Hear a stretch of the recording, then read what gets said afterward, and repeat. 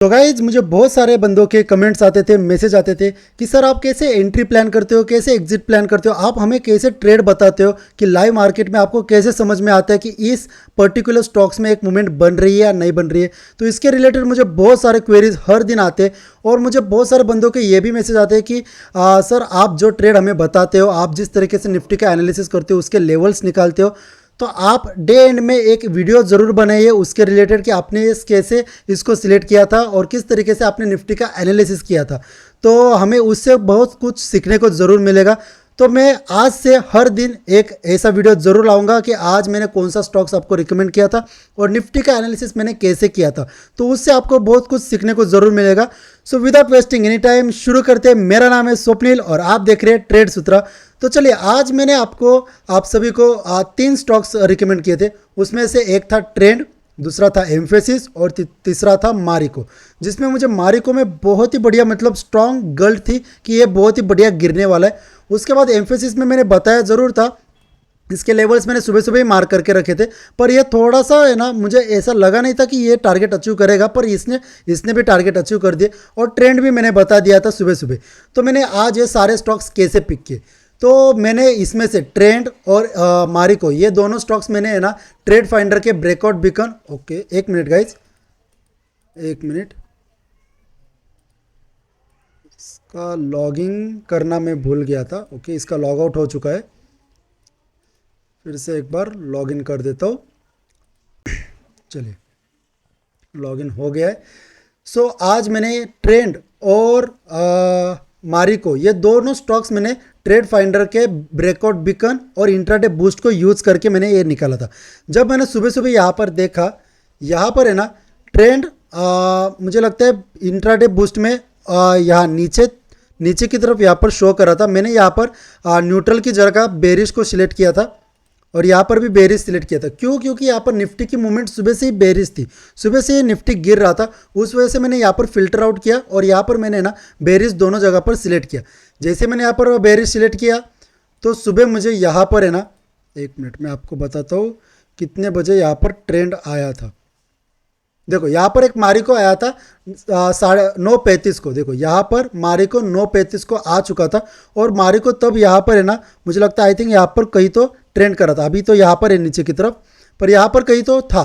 तो इसकी वजह से मुझे यहाँ पर एक चीज़ तो क्लियरिफाई हो गई कि दोनों जगह पर एक ही जैसा स्टॉक दिख रहा है, तो एक चीज़ है इसमें एक बढ़िया सी मूवमेंट ज़रूर मिलेगी। तो जैसे मैंने मारिको को स्टॉक ओपन किया 9:35 को, तो यहाँ पर देखो 9:35 को एक बढ़िया सुबह से ये बढ़िया शानदार तरीके से गिर रहा था। सुबह की फर्स्ट कैंडल देखो, इसमें क्या हुआ था, सुबह की फर्स्ट कैंडल यहाँ पर फ्लैट में ओपन हुई और फिर यहाँ पर है ना शानदार तरीके से ऊपर गया, फिर नीचे गया और बीच में आकर यहाँ पर क्लोजिंग कर दी।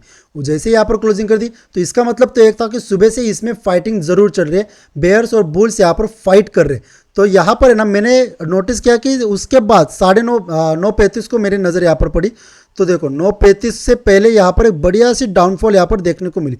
तो एक चीज़ तो थी, यहाँ पर लॉजिकल लेवल्स टूट चुके थे, previous week low previous day high दोनों यहाँ पर टूट चुके थे। तो मैंने यहाँ पर देखा कि चलो मारिको में एक शानदार मूवमेंट आ चुकी है और मेरा 10 और 15 EMA जो था उसका क्रॉसओवर भी हो चुका है। तो एक चीज़ तो कंफर्म थी, यहाँ पर क्रॉसओवर भी हो चुका है, लॉजिकल लेवल्स भी टूट चुके। तो एक चीज़ तो थी, यहाँ पर एक बढ़िया सा डाउनफॉल जरूर मिलेगा, पर यहाँ पर कहाँ तक डाउनफॉल आ सकता है ये चीज़ देखना बहुत इंपॉर्टेंट था। इसकी वजह से मैंने इसको 4 आवर के टाइम फ्रेम पर डाला। जैसे इसको 4 आवर के टाइम फ्रेम पर डाला ना, तो यहाँ पर है ना मुझे एक चीज़ तो दिखने मतलब साफ हो गई कि यहाँ पर एक सपोर्ट लेवल ज़रूर बन रहा है। देखो गाइस, यहाँ पर है ना एक बार यहाँ पर सपोर्ट लिया था, उसके बाद एक गैप अप होके सीधा भाग गया ऊपर की तरफ, यहाँ पर रेजिस्ट किया था, बहुत टाइम स्पेंड किया था, उसके बाद यहाँ पर देखो बहुत दिनों तक यहाँ पर टाइम स्पेंड किया था। तो एक चीज़ तो थी कि ये जो लेवल है 708 ये बहुत इंपॉर्टेंट होने वाला है मारिको के लिए, तो ये मैंने मार्क करके रख दिया। उसके बाद मैंने 1 आवर पर देखा कि 1 आवर पर क्या कंसोलिडेशन हुआ था क्या नहीं मारिको में, तो यहाँ पर कंसोलिडेशन भी हो गया था। प्रीवियस डे देखो यहाँ पर कंसोलिडेशन हुआ था, एक ही जगह पर इसने ट्रेड किया था।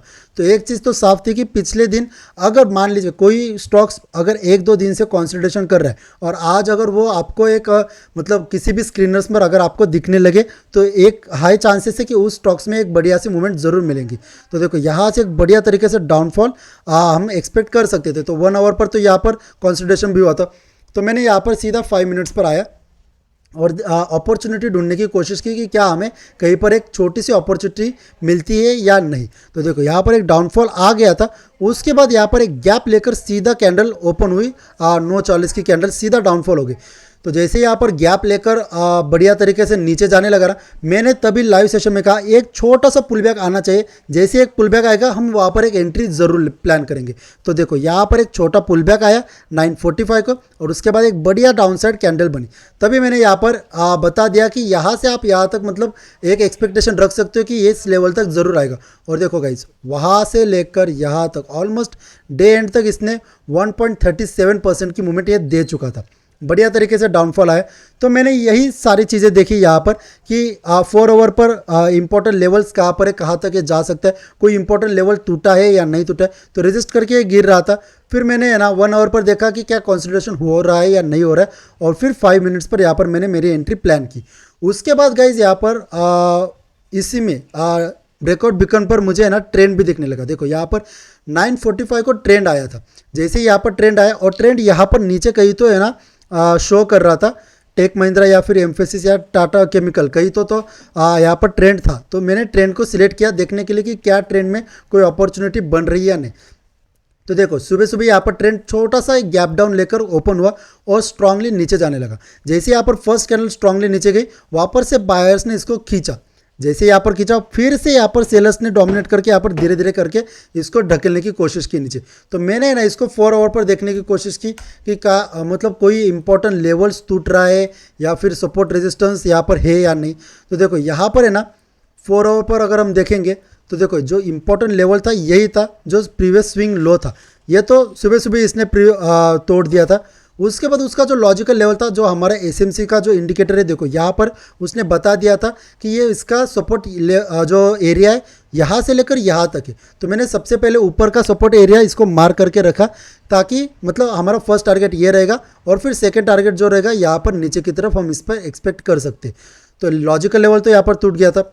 फिर मैंने इसको 1 आवर पर देखा कि क्या कंसोलिडेशन हुआ था या नहीं। तो कंसोलिडेशन भी हो गया था। यहाँ पर देखो पिछले 2-3 दिनों से यहाँ पर कंसोलिडेशन जोन में ही है। 2-3 दिन, 1 2 3 4 5 6 दिनों से यहाँ पर कंसोलिडेशन में ही है। तो हाई मतलब चांसेस यही थे कि आज इसमें एक मोमेंटम ज़रूर बनेगी। तो मैंने यहाँ पर सिंपली 5 मिनट्स पर आया और हमें कब मिला था 9:45 को। देखो 9:45 को हमें ट्रेंड मिल गया था। मतलब कब मिला था, यहाँ पर इस कैंडल पर देखो यहाँ पर हमें ये ट्रेंड मिल चुका था। तो यहाँ पर ट्रेंड मिलने से पहले एक छोटा सा पुल बैक ज़रूर आया था।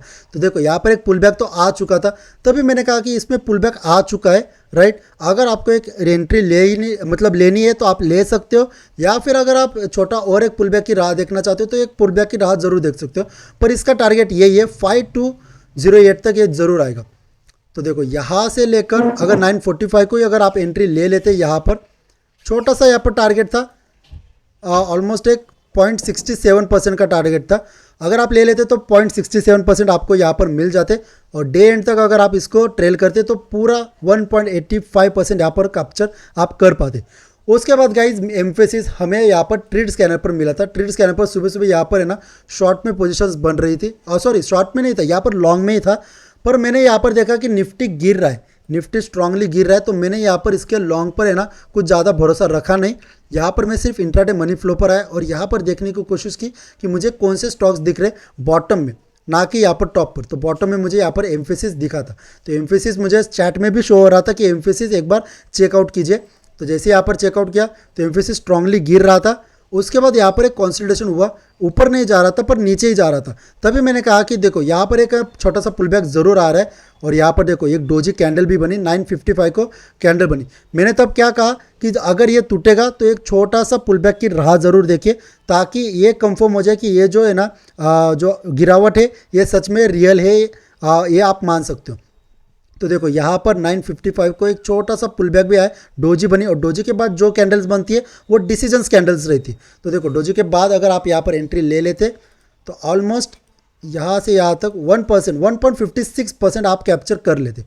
तो यही था आज स्टॉक सिलेक्शन के पीछे का राज। आज मैंने ये दोनों स्टॉक्स ट्रेंड और मारिको ट्रेड फाइंडर के ब्रेकआउट बीकन और इंट्राडे बूस्ट को यूज़ करके मैंने इसको निकाला था। दोनों एक ही जैसे, एक मतलब एक ही बार में दोनों जगह पर मुझे दिखा था, इस वजह से मैंने इसको सिलेक्ट किया था। और एम्फेसिस मैंने यहाँ पर ट्रेड स्कैनर को यूज़ करके निकाला था। ट्रेड स्कैनर में सुबह सुबह लॉन्ग पोजीशन ज़रूर बन रही थी, पर मैंने इस पर नज़र नहीं रखी क्योंकि निफ्टी गिर रहा था, उस वजह से मैंने यहाँ पर एम्फेसिस सीधा यहाँ से निकाल लिया था। तो चलो ये तो हो गया स्टॉक्स के रिलेटेड।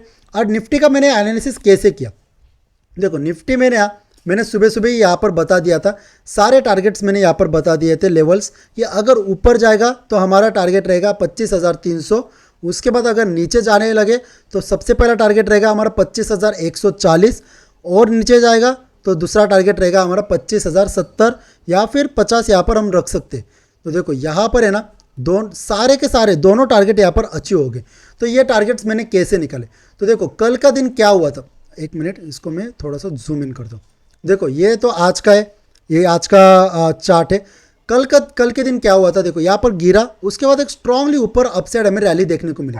तो सबसे ऊपर का जो डे हाई था, ये तो हमारा रेजिस्टेंस लेवल था, जो वहाँ से रेजिस्ट कर सकता था निफ्टी आज के दिन। और ये जो लेवल है ना, ये 25,140 का जो लेवल है, ये बहुत ही बढ़िया तरीके से स्ट्रांगली सपोर्ट का काम कर सकता था। क्यों, क्योंकि देखो यहाँ पर है ना, कल एक बार सपोर्ट लिया था, उसके बाद यहाँ पर एक सपोर्ट लिया था, और उसके बाद ऊपर भाग गया था और यहाँ से ही रेजिस्ट किया था। तो जो रेजिस्टेंस था वो टर्न हो गया सपोर्ट में। तो हाई चांसेस थे कि निफ्टी आज इस लेवल पर सपोर्ट ले सकता था। तो उस वजह से मैंने यहाँ पर ये लाइन मार्क करके रखी। और हमारा जो टारगेट था, हमारा टारगेट यही था, जो मैंने इसको हटाए नहीं, बहुत दिनों से, मतलब परसों से ये टारगेट यही था हमारा कि 25,070 तक ये आ सकते हैं। क्योंकि यहाँ पर देखो टाइम स्पेंड भी किया था, यहाँ पर रेजिस्ट भी हुआ था, यहाँ पर सपोर्ट लिया था, यहाँ पर सपोर्ट लिया था। तो हाई चांसेस थे कि मार्केट यहाँ पर आकर एक रेजिस्टेंस मतलब सपोर्ट ले या फिर रेजिस्ट करके यहाँ पर गिरे। तो देखो यहाँ पर सुबह सुबह जैसे गिरना चालू हुआ, सबसे पहले तो हमारा जो टारगेट था ये अचीव हो गया 25,140 का। जैसे 25,140 अचीव हुआ, उसके बाद देखो वन वे रैली हमें देखने को मिली सीधा। आज तो वैसे भी निफ्टी की एक्सपायरी थी, तो हीरो टू जीरो कॉल्स तो मिलना बहुत ही मतलब हाई चांसेस थे कि इसमें एक बेरिश साइड पर हमें हीरो टू जीरो वाला कॉल ज़रूर मिलेगा।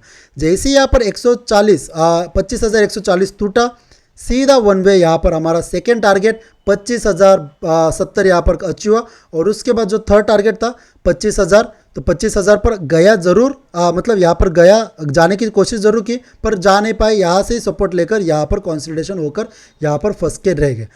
तो यही था एनालिसिस, बहुत ही अच्छी तरीके से आज तो निफ्टी के टारगेट्स अचीव हुए। सो गाइज मिलेंगे अभी कल के दिन, कल के लाइव सेशन में ज़रूर ज्वाइन होना। वहाँ पर मैं आपको निफ्टी का एनालिसिस करके बताऊंगा कि यहाँ पर उसके टारगेट्स क्या होने वाले, कहाँ से कहाँ तक ये जा सकता है, इसके लेवल्स में आपको लाइव मार्केट में ज़रूर दे दूंगा।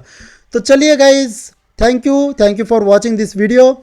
मिलेंगे अगले दिन मैं नए स्टॉक्स के साथ, तब तक के लिए गुड बाय।